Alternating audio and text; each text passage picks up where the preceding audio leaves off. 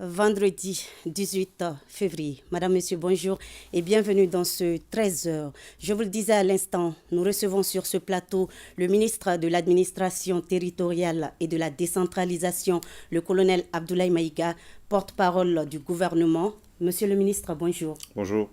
Avec vous, un communiqué du gouvernement après l'annonce par le président français du retrait des troupes françaises au Mali. Monsieur le ministre, quelle est donc la réaction du gouvernement?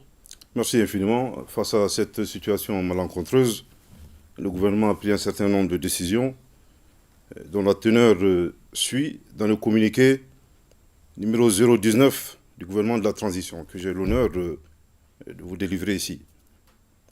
Le gouvernement de la République du Mali prend acte de la décision unilatérale du 17 février 2022 des autorités françaises de procéder au retrait des forces militaires de Barkhane et de Takuba en violation des accords liant la France et le Mali et impliquant d'autres partenaires.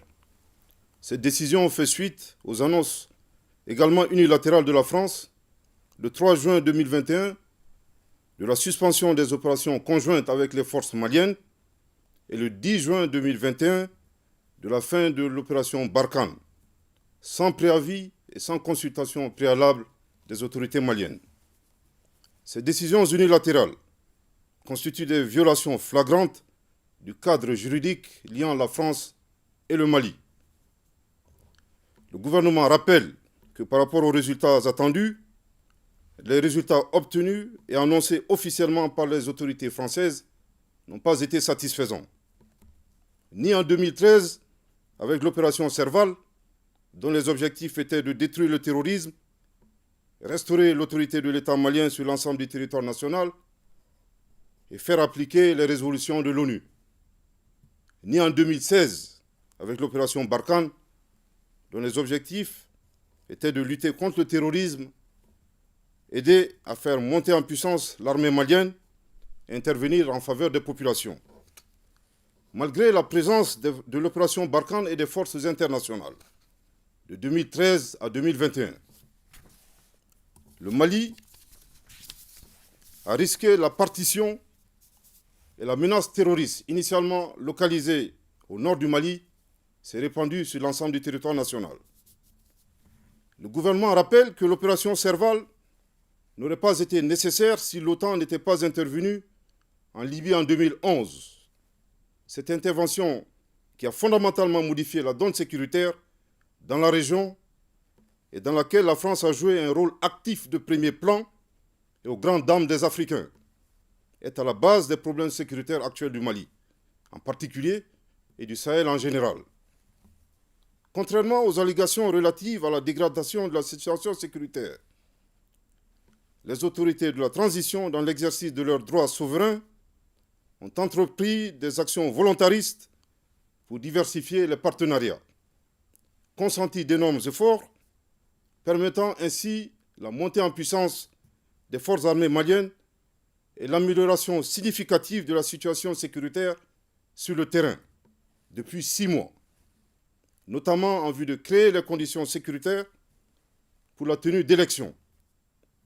En outre, pour un retour rapide à l'ordre constitutionnel, le gouvernement du Mali a mis en place un mécanisme de concertation visant à adopter un chronogramme consensuel en rapport avec la CEDEAO, l'Union africaine, les Nations unies et certains pays de la région. Au regard de ces manquements répétés des accords de défense, le gouvernement invite les autorités françaises à retirer sans délai les forces Barkhane et Takuba du territoire national sous la supervision des autorités maliennes. Je répète, au regard de ces manquements répétés des accords de défense, le gouvernement invite les autorités françaises à retirer sans délai les forces Barkhane et Takuba du territoire national sous la supervision des autorités maliennes. Je répète une dernière fois, au regard de ces manquements répétés des accords de défense, le gouvernement invite les autorités françaises à retirer sans délai les forces Barkhane et Takuba du territoire national sous la supervision des autorités maliennes. Le gouvernement exhorte nos vaillantes forces armées et de sécurité nationale à plus d'engagement, de vigilance et de détermination dans l'accomplissement de leur mission de défense de l'intégrité territoriale et de sécurisation des personnes et des biens. Attaché aux valeurs de dignité, le gouvernement reconnaît les sacrifices consentis et s'incline devant la mémoire des victimes de l'insécurité, civiles et militaires, maliennes et étrangères. Le gouvernement réaffirme sa disponibilité à renforcer davantage le dialogue et la coopération avec les partenaires soucieux de la prise en compte des intérêts vitaux du Mali, dans le respect de la souveraineté nationale et de la dignité du peuple malien.